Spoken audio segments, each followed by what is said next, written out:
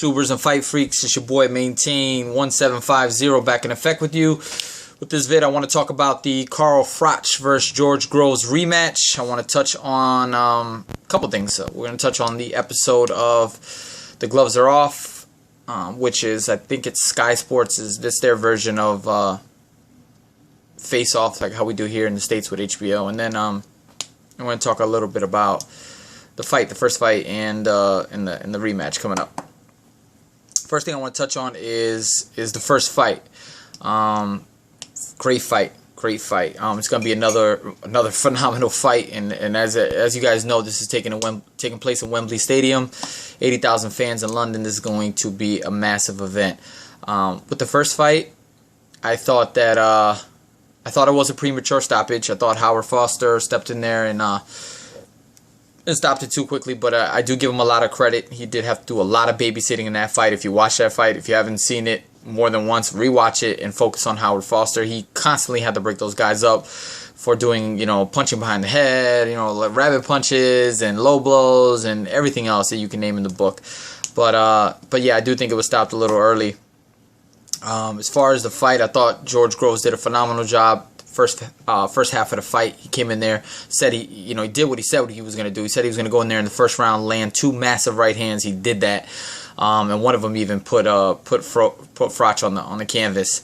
But I believe that the fight took a turn after the sixth round, and it's funny because I saw that, and then I watched the episode of The Gloves Are Off, and Froch said the same thing, and I really believe after the sixth round, that's where Groves started playing into Froch. He started fighting Froch's fight.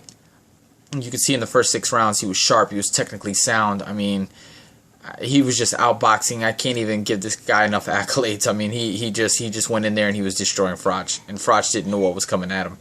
I believe he underprepared for Groves, and it showed. But I believe after the 6th round, you see that the fight took a massive turn. Groves started really playing into Froch's hand. He started fighting his fight. And you could just see that throughout the fight, Froch was frustrating him. I believe like I said, after the 6th round, you could see the 6th, 7th, end of the 6th, even Groves, he headbutted Froch at the end of the round. The referee had to pull him to the side. He was just frustrated. And I think that in his head, he threw everything at Froch, even the kitchen sink, and he couldn't get that guy. He couldn't get Froch out of there. Which is the case with many fighters, because Froch is so strong, and he only comes on stronger in the second half of the fight. Everybody knows that. With this fight, it's pretty much the same. It's like Groundhog's Day, with the promotional events leading up to the fight, with all the interviews, with the press conference. It seems like Groves is just so angry. He has such hatred towards Froch, and I just don't know why. I mean, he needs to focus more on preparation. He needs to get mentally strong for the fight, instead of just constantly throwing jabs at this guy, verbal jabs, and just coming at this guy constantly. It's like what's your deal with this guy? If you watch the episode, Froch just looks completely calm. He's there, he's sitting down, he's even laughing at George Groves, saying you can't even put your sentences together.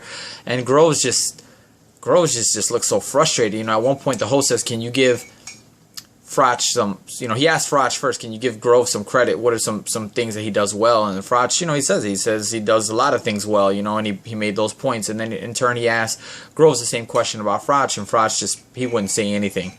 He said, oh, well, the guy can take punches, the guy can take a beating. I mean, come on, So I believe that with this fight, we're going to have the same outcome. I think that George Groves, his anger and all that, is going to play into this fight, and it's going to go right into Froch's hands. I think he's going to go out, and I kind of think that the fight's going to go the exact same way. The only thing that I think is going to be a little bit different is that Groves is not going to be able to accomplish what he did in the first 6 rounds against Froch in this fight like he did in the first fight. I think that Froch is going to be ready this time. I think, like I said, he underprepared for this kid. He's not going to play around with this kid. He's not going to keep his hands low and just kind of show off against this kid. He's gonna have better defense. He's going to try to box more. Because he can't have the same outcome. He can't go down the first 6 rounds, lose every single round, and then expect to pull the fight out in the end. But I think that the fight is going to be similar. I think that Groves will come out. He'll be sharp. He'll win the majority of the rounds in the first half of the fight, and then I think that he's just going to get frustrated again, and he's going to fall right into Froch's fight, and he's going to start engaging with this guy, and he's going to get dropped. And I see the fight being stopped between maybe the 9th through the 11th.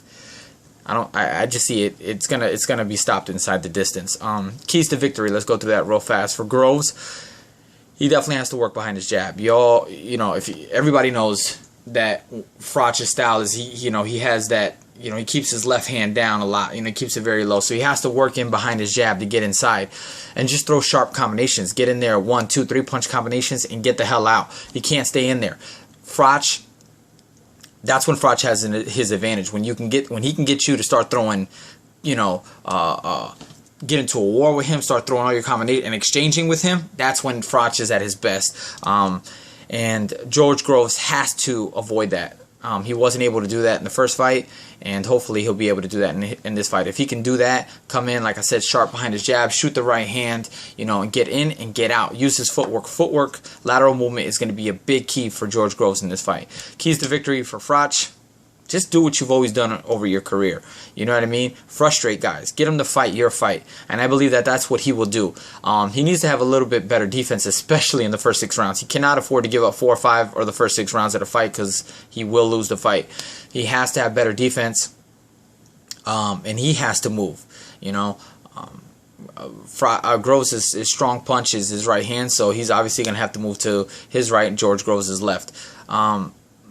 He's got to circle him laterally that way. And then he's got to get George Groves to engage with him. He's got to get George Groves to, come in there, get in tight with him, and get him into a war and get him into engaging. When that happens, George Groves is going down. I do believe that it will be a closer fight through the first 6 rounds, seven rounds, but I believe that George Groves will fall into Froch's trap. He's going to be prepared. He's a stronger guy in this fight, and the young kid will go down between the 9th and the 11th round. So let me know what you think, guys. Comments below, and we'll see you on the next vid. Peace.